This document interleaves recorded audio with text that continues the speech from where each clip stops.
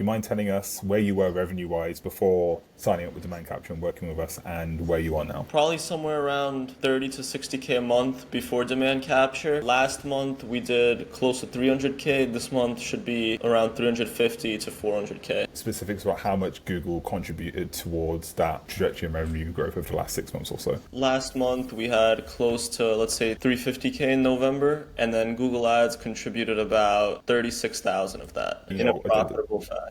Sitting here with Matt and Mike from Grazly. How's it going, guys? Going good. What's up, Jordan? Awesome. Just before we kind of crack into more about yourselves and Grazly, the brand, the situation before working with Demand Capture, do you mind telling us where you were revenue-wise before signing up with Demand Capture and working with us, and where you are now? Probably somewhere around 30 to 60K a month before demand capture. And last month we did close to 300K. This month should be around 350 to 400K. Amazing. And can we go, just before we get into like the brand itself, specifics about how much Google contributed towards that trajectory of revenue growth over the last 6 months or so? Last month we had close to, let's say, 350K in November, and then Google Ads contributed about 36,000 of that in a profitable fashion. So super profitable. Our strategy in terms of acquiring customers at break even or profitable first purchase, and we can get into that specifically. But first, do you mind telling you a bit about yourselves, the situation before working with us, and just a bit of history about the brand as well? So we have a very niche health-based CPG brand.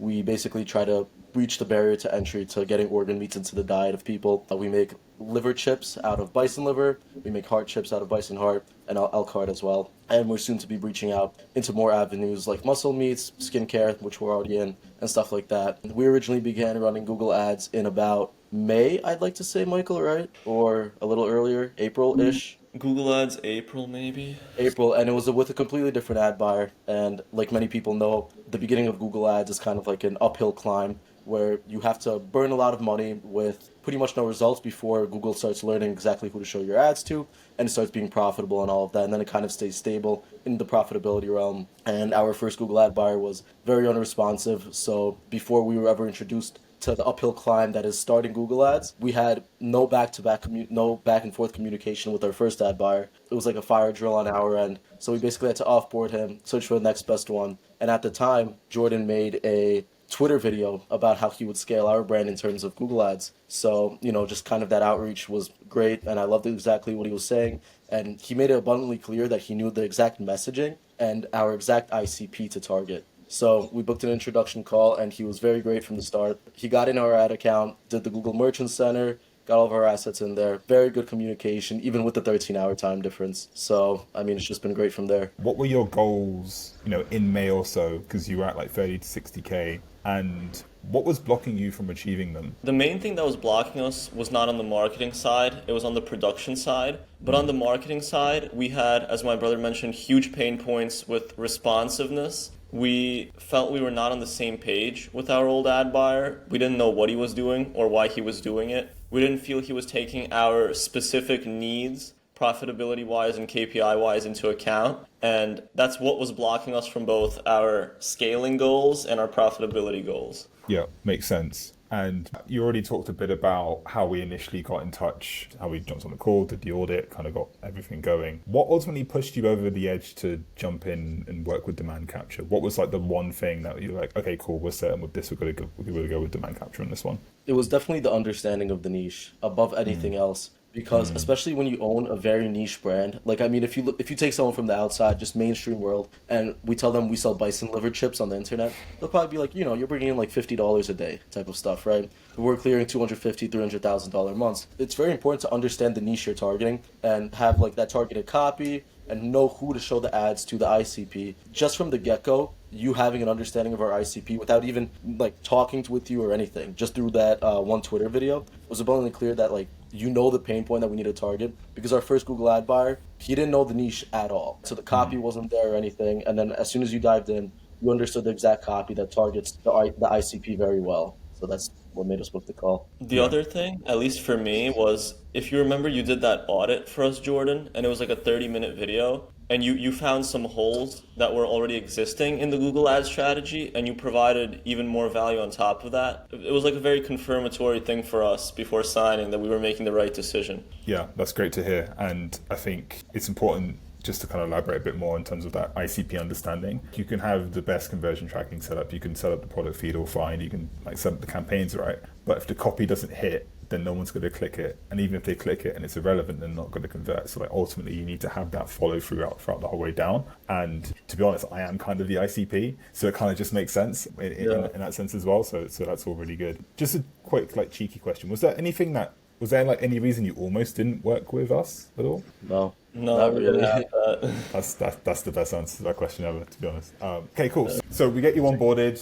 First month is around June or so. If I recall, your revenue was at like 12k a month or so, but a couple of that was branded, some like low-level prospecting campaigns from there. I know right after 30 days in, we hit you up to 32k a month at like above 3x ROAS across everything blended. How much work did you guys have to do over the first 30 days? Google Ads wise? That's it. My recollection, besides providing you with all of the assets, pretty much nothing. Like you handled the entire Google Merchant Center, Google Analytics, and then all the other 55 Google channels there are to, handle. You did all of that. We just had to provide you with the assets. And I believe there was some back and forth, just you sending us the copy and then us approving it. But I don't think there was anything besides that. I think in total it was probably like 2 hours, and like 1.5 of it was compiling a Google Drive of all the assets. Basically did everything for you up until that point, and pretty much still so now. Yeah, you're independent as well. You see what we use as meta ads, and then you just replicate it on Google, on YouTube Shorts, demand gen side. And so that's also hands off fully for us. Awesome. It's great. So in terms of like more so the experience of working with us, so we talked about communication, difference between your old media buyer and working with us now. What else would you say in terms of like just working with us in general? Because it's one thing to like get results, and like this is like about results and celebrating results. But it's another thing to talk about the experience you have working with a partner who's actively helping you scale your business, especially one that's as under the hood, but kind of also overtly as mission driven as yours on. So could you talk a bit about the experience of working with us and kind of how that's impacted kind of the business growth so far? The most important thing for us, and I think the most important thing for us working with you, Jordan, is our specific goals that we need to keep in mind, like break-even ROAS, profitability, and stuff like that. And what we like is how vigilant you are with that. You have a full understanding of it. Like we just discussed it one time, and you pretty much change the entire strategy around it. And you're vigilant every day, making sure that we're hitting that specific target, because it's like different for every brand. So some brands, they might want to acquire at a loss and make it up on LTV. Some brands might want to be first purchase profitable. So it's that like bespoke, brand tailored understanding that I think is really important, that you do really well. Pretty much exactly what I was going to say. We worked with some agencies in the past where we kind of bring our pain point to light, whether it be a KPI that's not getting hit or just the wording of copy or some stuff like that. And we have to express it multiple times before it actually gets put into play for whatever strategy we're using. You pretty much got it right away, especially when we brought up the KPI, NCCPA stuff. You pretty much were on it immediately. And also, just on like a person-to-person basis, you're very easy to banter with, you fully understand it. It doesn't feel too cordial, if that makes sense. Because he's British. That's why. There's also, there's that too. Like anything that surprised you, like working with us, like obviously you worked at previous agency before, you still are now across multiple different things. Yeah, anything that surprised you coming into this particular arrangement and this particular project? On the Google Ads side, no, just because like we only had that expectation from the first guy, and we already knew like right off the bat he was doing a bad job. So I guess our Google Ads was just, the slate was clean. So I guess you set the expectation high. But for stuff that like is Google Ads unrelated, I don't know if it was just for us, but you wrote us a full advertorial copy, like very enticing copy addressing our ICP. We built an advertorial around. We've yet to test it, but it's made. It's ready to test, which is like, wasn't the plan or anything. It was just full like nice copy. We made an advertorial out of it, so I guess just an add-on bonus there. Yeah, I agree. That was like an above and beyond thing from Jordan Demand Capture, and also he made us some UGC scripts as well. So which we're working through. We've already filmed and recorded some of them.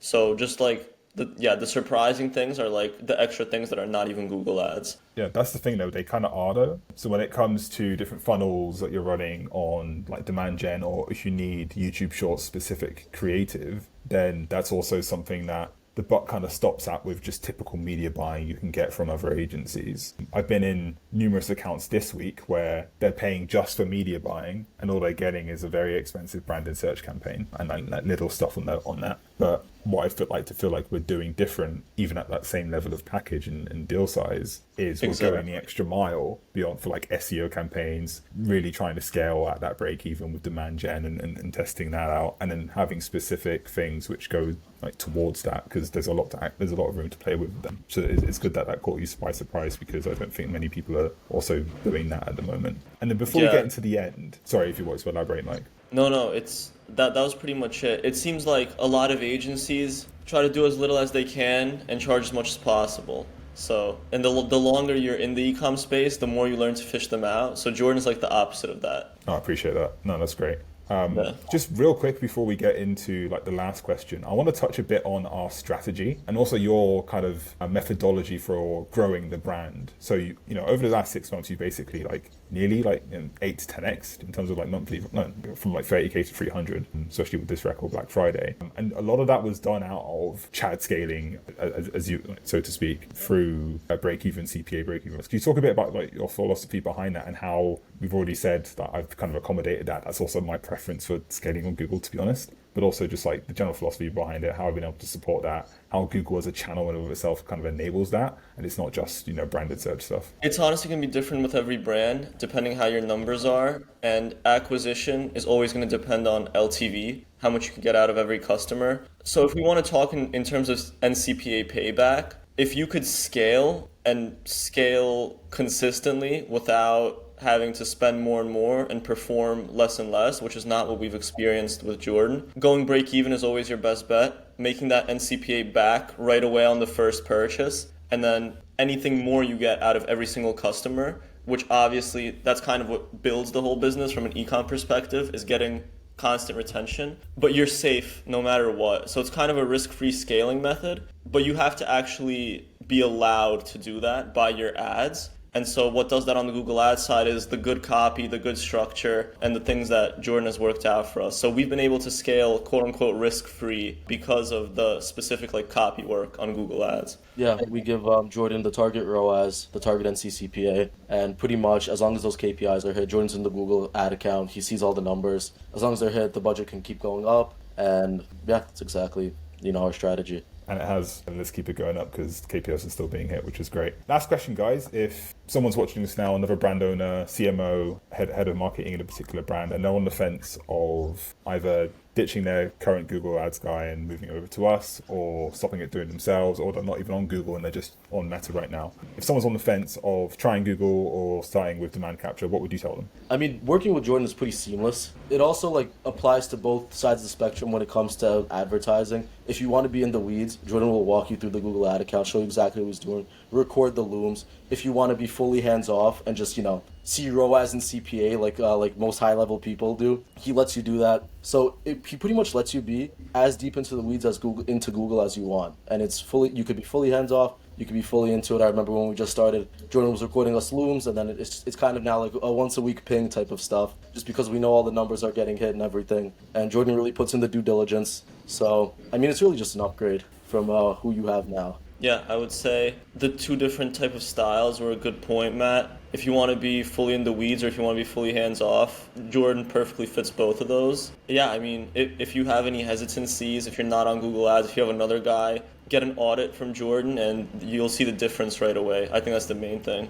Yeah, and especially if you're a base, not a base brand, if you're a niche brand, I guess, Jordan has a very easy understanding of the ICP, which was our biggest push towards Jordan, because he, like I said, he made just a Twitter video before we even made any kind of point of contact, saying how he would scale nose to tail provisions, which was our name at the time, on Google Ads, and it was abundantly clear that he understood the ICP perfectly. Yeah. Also, any base brands watching, I will also scale you, because that seems to be my wheelhouse right now, so that's all good.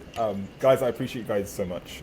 It's been really great to work with you guys, get you your record Black Friday, get your record revenue. We've got big plans coming up in 2025 with your manufacturing expanding as well. Got new product launches, Kickstarters, different segments and customers that we're going to go after, ultimately under one umbrella of Grazly. And it's been more than a pleasure to be a part of your journey so far and for the time to come as well. Any last words to the people watching? Nope, I think we got it all out. Dope. Awesome. Well, cheers, guys.